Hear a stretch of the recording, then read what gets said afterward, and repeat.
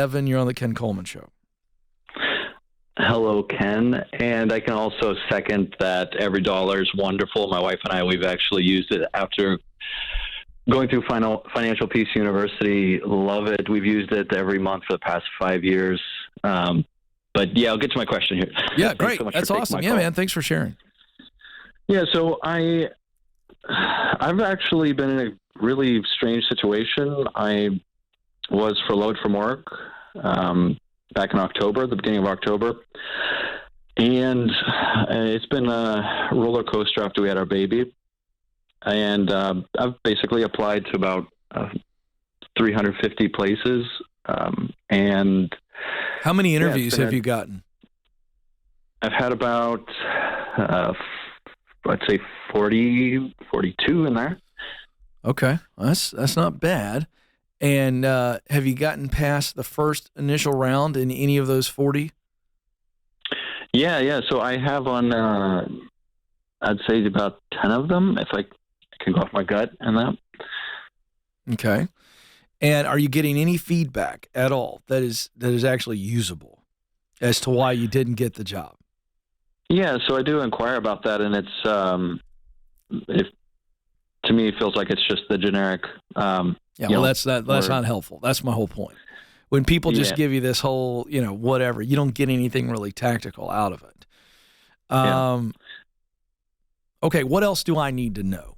Because I think I know what the problem is, but I want to make sure I know everything that you think or feel, and we'll try to dig into it, see if there's some truth based on what I'm telling you I think you need to do and why you're not getting hired. I think it's pretty simple. Is there anything else I need to know? I mean, I feel like I'm looking high and low, and Let me ask you this. Are you applying for jobs that you're actually qualified for? Or is it a stretch? It's definitely been a stretch because of the family I have with 3 kids. All right. Wife. Now, there's our first clue. Uh-huh. You're applying for jobs that you admit are a stretch. So if you think they're a stretch, then it stands to reason that the people who are interviewing you think that you may not be qualified enough, may not have enough experience. Am I right or am I wrong? Yeah, definitely. Okay. So this is a recipe for massive discouragement, my man. Yeah. Because the other thing, I'm wondering, are you reaching out and are relationships recommending you? I mean, real relationships, people that you either are really good friends with, or you are solid acquaintances with, or either of those two relationships, the solid acquaintance and a really good friend, they're recommending you to somebody. And so you're getting into the interview process with a really good head start. Are you doing that? Definitely. My whole network and the close people as well, I've been recommended, and those. So you're doing that part right. Okay, so you're using the proximity principle well. Thank you. Sounds like, but the problem is you're reaching too high. You're trying to get on the 3rd or 4th rung of the ladder, and nobody climbs a ladder that way. So you've got to set your sights a little bit more realistically is what it sounds like to me. Tell me if I'm wrong. This isn't a mystery, so you and I got to work together to identify what's really going on. It sounds like to me that's our problem. Yeah. All right. That's 100% the problem. All right, so where's the gap between what you were laid off or furloughed from to what you're searching for?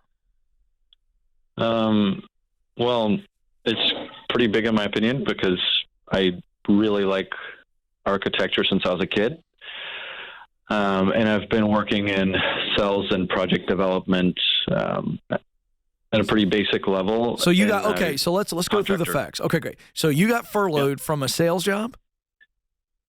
Yeah. And what were you making?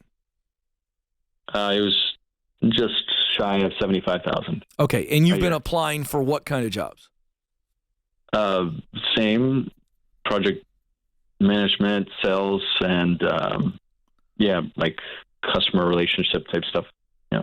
Okay, so I thought you said so why'd you throw in architecture? Because I'm trying to figure out the gap here. So you threw out architecture. Where does that play in? Well, the architecture's been interest, so more of what I find to be a passion.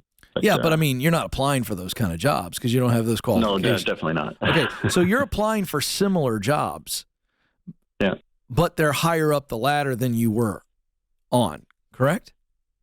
Yeah. Because we've established, you admitted that you're applying for things that maybe you don't have the qualifications or experience for.